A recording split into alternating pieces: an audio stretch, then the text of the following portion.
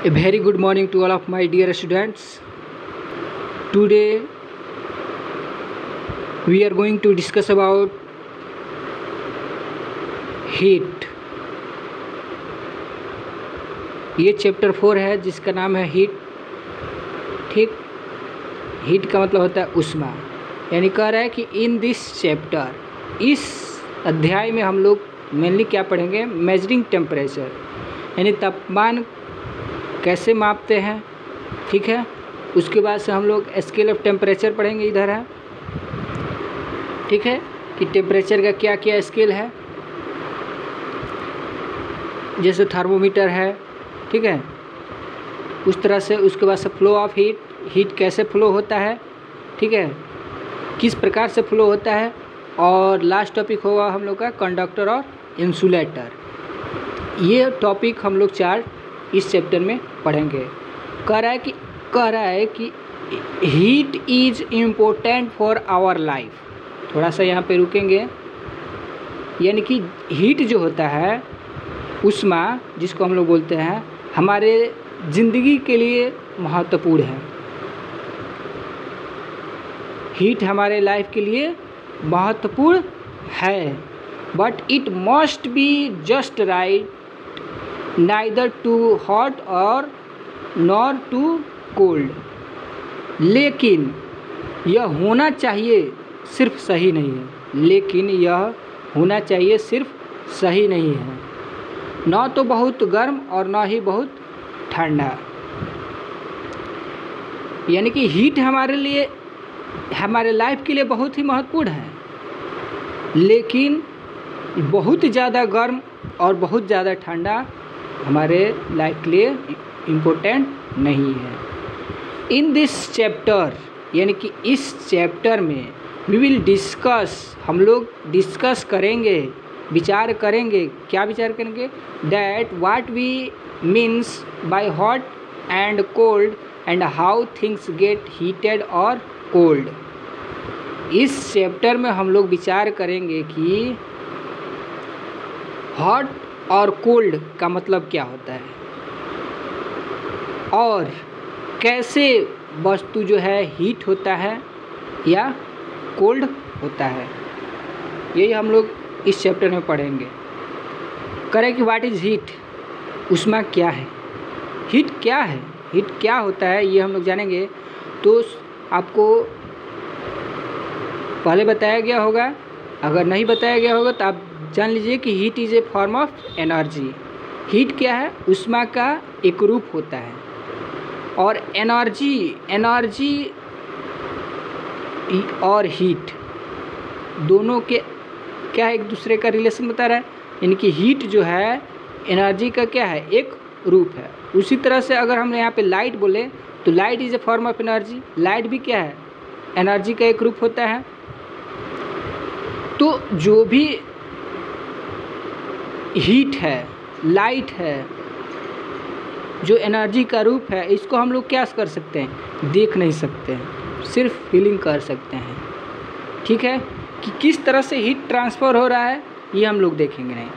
करें कि in fact, ये बात फैक्ट है कि सत्य है कि, यानी कि वास्तव में, इसका हिंदी हुआ इन फैक्ट का मतलब हुआ वास्तव में। It is the capacity to do work.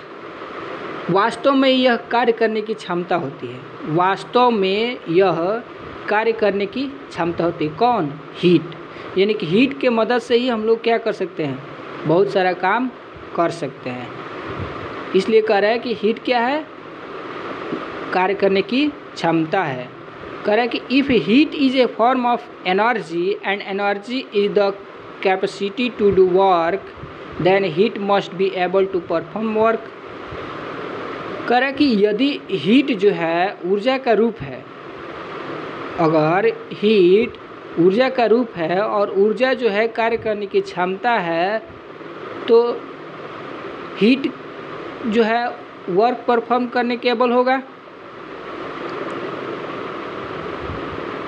Consider the flowing and you will see that is. निम्नलिखित बातों पर विचार कीजिए और आप देखेंगे कि यह है। इससे पहला बात कह रहा है कि when you heat, A pan of water, यानी कि जब आप पानी के पैन को गर्म करते हैं, जब आप पानी के पैन को गर्म करते हैं। पैन एक तरह का बर्तन है जिसमें हम लोग पानी रखते हैं, और जब पैन को गर्म करते हैं तो क्या पानी भी गर्म हो जाता है। आगे कर कि the water at the bottom rises, जो पानी होता है पैन के बॉटम में यानी कि तली में, वो क्या होता है ऊपर उठने लगता है।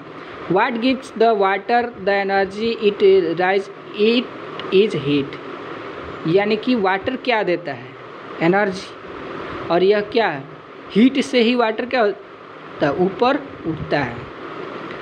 उसी तरह से दूसरा एग्जांपल दिया है कि स्टीम इंजन, भाप इंजन एक है, ये क्या करता है कन्वर्ट करता है हीट एनर्जी को मैकेनिकल एनर्जी में, जिसके द्वारा वो ट्रेन क्या करती है आगे की तरफ बढ़ती है। उसी तरह से अब आगे कह रहा है कि electric iron smoothens the creases of clothes only after being heat. जो भी हम लोग आयरन से कपड़ा प्रेस करते हैं, ठीक है, इलेक्ट्रिक आयरन से जो हम कपड़ा प्रेस करते हैं यानी कि कपड़ा में क्रीज लगाते हैं, वो कब होता है जब वो आयरन हीट हो जाता है, यानी कि आयरन के हीट होने के बाद ही हम लोग कपड़ा में क्रीज या उसको स्मूथ करते हैं। अगला टॉपिक है हम लोग का हॉट एंड कोल्ड, यानी कि गर्म और ठंडा के बारे में हम लोग जानेंगे। कह रहा है कि 10 का मतलब होता है इस प्रकार। वी कैन से डैट, यानी कि हम कह सकते हैं कि it is the flow of heat energy into our body, ठीक है, विच मेक अस हॉट और वार्म etc। यानी कह रहा है कि इस प्रकार से हम कह सकते हैं कि यह जो है हीट एनर्जी है वो क्या होता है फ्लो होता है किस में हमारे बॉडी में, तो हमारा बॉडी क्या हो जाता है गर्म हो जाता है, ठीक। यानी कि जैसे ही हमारे बॉडी में हीट फ्लो होता है तो हमारा बॉडी क्या होता है गर्म हो जाता है। कॉन्वर्सली, यानी कि if the heat energy flow out of our body we feel cold, यानी कि इसी प्रकार से कह रहा है कि यदि हीट एनर्जी हमारे बॉडी से बाहर निकलता है तो हम लोग क्या फील करते हैं कोल्ड, ठंडा महसूस करते हैं ना। आगे कह रहा है कि it can be define as an invisible energy which causes the sensation of hot and cold. इस प्रकार से इसको हम लोग क्या कर सकते हैं डिफाइन कर सकते हैं कि इसको हम लोग क्या कर सकते हैं देख नहीं सकते हैं, सिर्फ क्या कर सकते हैं हॉट या कोल्ड को महसूस कर सकते हैं।